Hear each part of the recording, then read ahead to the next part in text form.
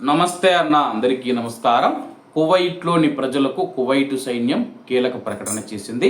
వివరాల్లోకి వెళితే కువైటు సైన్యానికి చెందిన ప్రజా సంబంధాల డైరెక్టరేటు చేపలు పట్టే మరియు వినోద ప్రియులతో సహా సముద్రయానం చేసే వారికి ఒక ప్రకటన విడుదల చేసింది.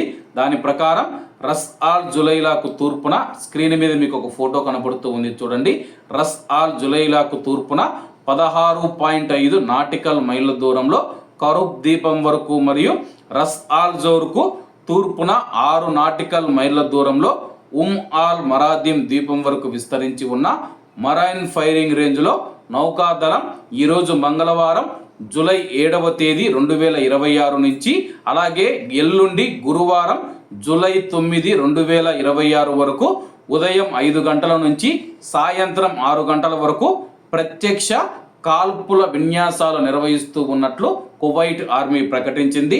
ప్రతి ఒక్కరి భద్రతను నిర్ధారించడానికి ప్రకటించిన కాలంలో భూ సముద్ర మార్గాలలో తరచుగా ప్రయాణించే కువైటీ పౌరులు మరియు ప్రవాసులు పైన పేర్కొన్న ప్రాంతాలకు సమీపించకుండా ఉండాలని చెప్పేసి ప్రజా సంబంధాల డైరెక్టరేటు కువైట్లోని ప్రజలకు విజ్ఞప్తి చేసింది.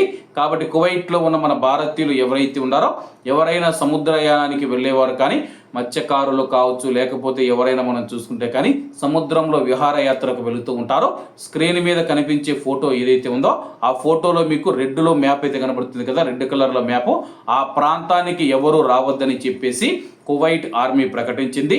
ఈరోజు ఉదయం తెల్లవారుజామున 5 గంటల నుంచి రాత్రి 6 గంటల వరకు ఈ యొక్క విన్యాసాలు జరుగుతాయని చెప్పేసి, జూలై 9 గురువారం సాయంత్రం 6 గంటలతో ఈ యొక్క సైనిక విన్యాసాలు ముగుస్తాయని చెప్పేసి కువైట్ సైన్యం ప్రకటించింది.